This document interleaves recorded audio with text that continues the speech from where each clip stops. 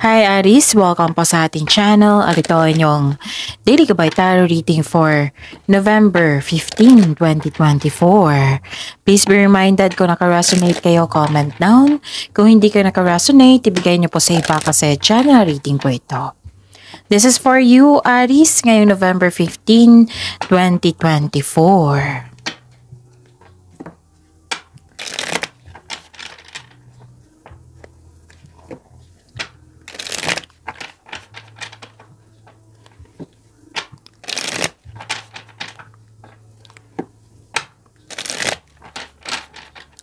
Para po ito sa inyo, Aries, ngayong November 15, 2024.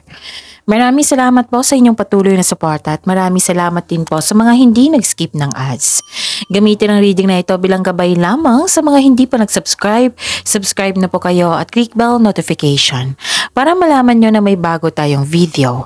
Para sa mga gustong magpa-reading po, may lumabas dyan sa screen nyo ngayon.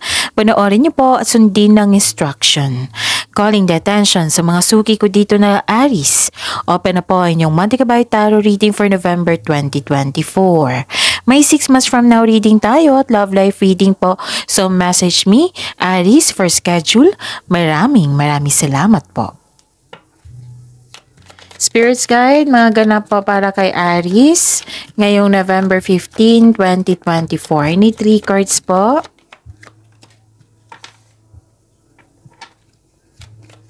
Aries.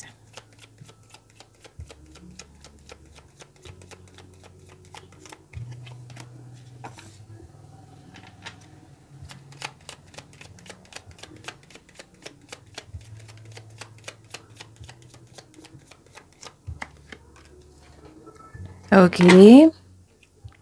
Kuha tayo ng mensahe. Kung may narinig kayong ingay, meaning maingay yung kapitbahay namin, focus kayo sa mensahe sa inyong gabay ngayon.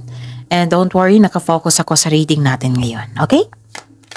Spirits Guide, mga mensahe po para kay Aries ngayong November 15, 2024. I need 2 cards po.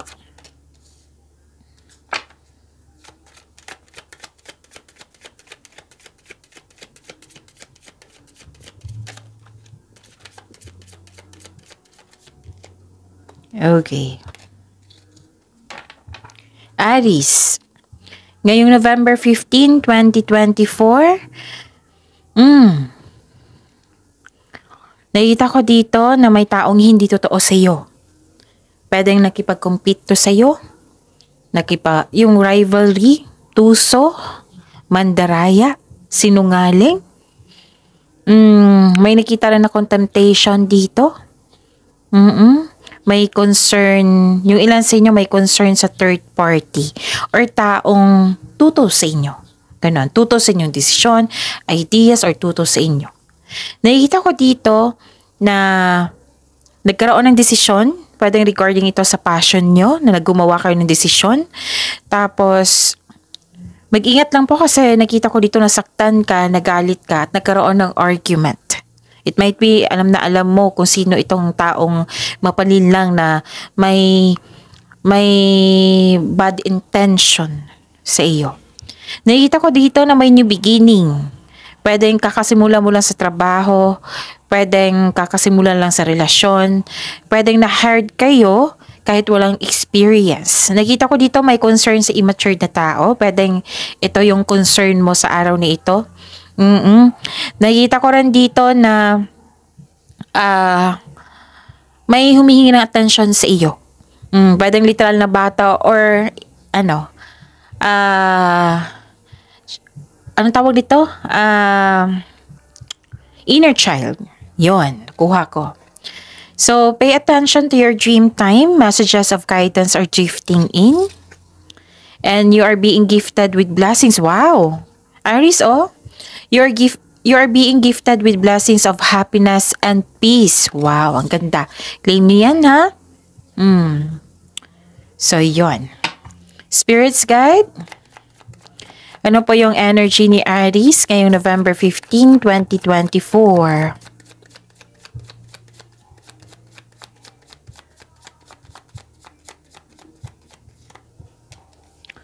And the clarification of this card po.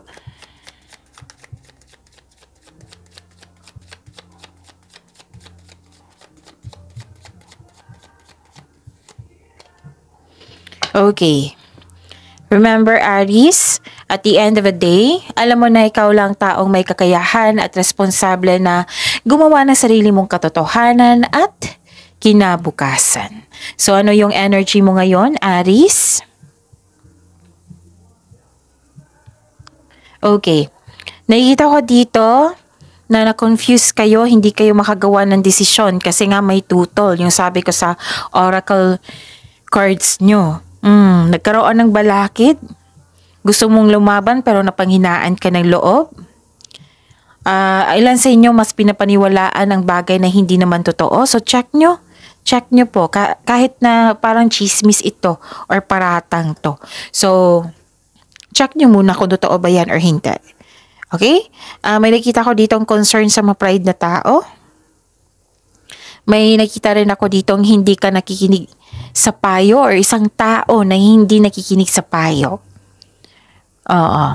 So, magkakaroon ng confrontation, mag-uusap ito para magkaroon ng para magiging klaro. Okay? At para ma-address yung concern. Okay? So, ano pa yung mensahe? Nakikita ko dito na may celebration, may special event. May gantimpala kang matatanggap, maaring mana ito, promotion or recognition. Okay, nag-decide kayo dito magpahinga.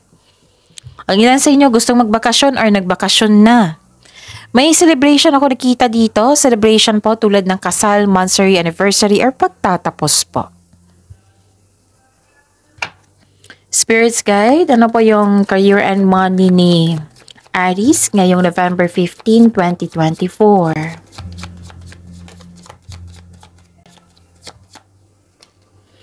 And the clarification of this card po.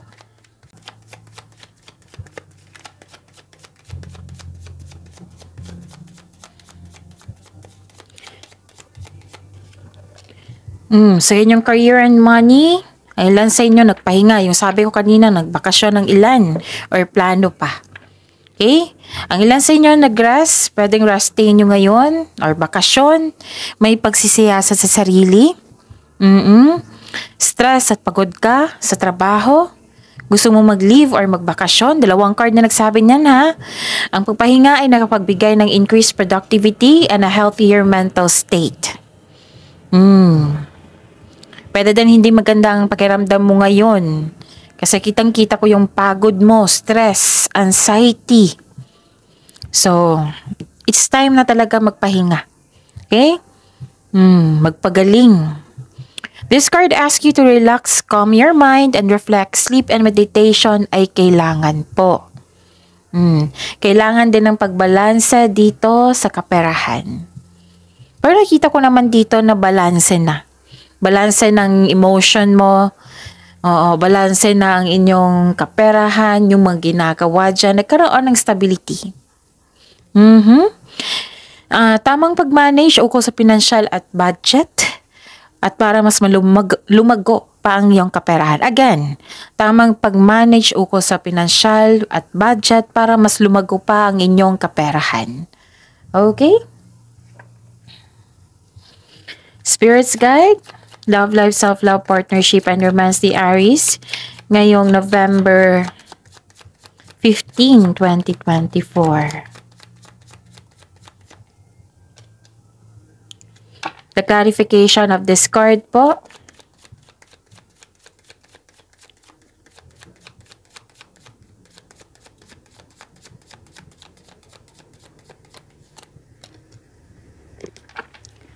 Okay. Maraming salamat po sa patuloy na tiwala suporta sa ating channel. At maraming salamat din po sa mga hindi nag-skip ng ads. May tao dito, may concern kayo sa isang tao na hindi marunong magpahalaka. May kilala kang nag-abuse sa power sa isang sitwasyon, holding grudges or acting like a bully. Kaya hanggat maaga, iwasan niyo po itong taong ito. Baka ito yung nagbigay sa inyo ng stress. Okay? Yun. Ano pa?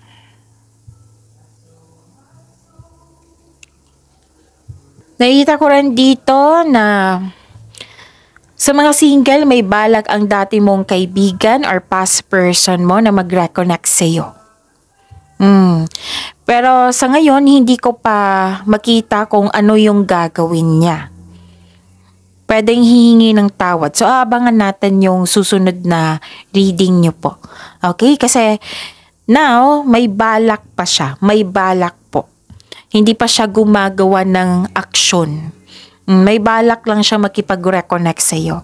Pero for the meantime, mag-ingat lang po. Ingat lang po kasi for now, yan pa yung nakikita ko. Nag-o-observe siya sa iyo, may balak siyang mag-reconnect. Wala pa akong nakita kung gagawa siya ng aksyon. Okay? So, abangan natin yung susunod na reading. Baka may aksyon na siya. Sa mga relasyon sa buhay mag-asawa, transformation na magaganap po in an unexpected way. Pwede nagkaroon kayo ng cool off. Space. Space is a sign of respect, ha? Respect for yourself, respect for your person, respect sa inyong relationship. Pwedeng literal din na hiwalay or loss of connection. Kasi mas pinili mo dito yung peace of mind than toxicity. Okay? So, see you tomorrow. Pagyamanin yung blessings sa binigay sa inyo dito, Aries. See you tomorrow. Please like, subscribe, and click bell button for notification para updated po kayo sa daily tarot reading natin. Maraming salamat po.